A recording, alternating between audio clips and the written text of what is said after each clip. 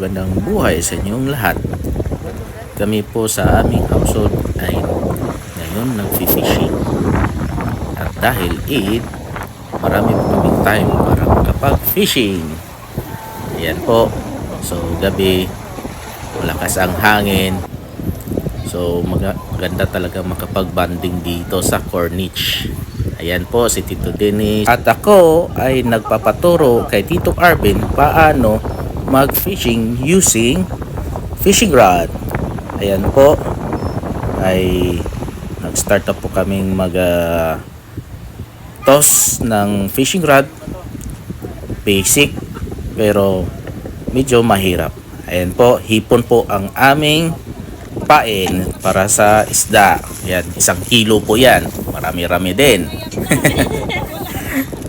Thank you very much Tito Arvin sa pagtuturo sa amin sa pag-fishing. Ayan po guys. Thank you very much po sa panonood. Take care always. God bless. Enjoy your Eid. Ingat po. Bye-bye po. Ay, ang ano yan, lapit nung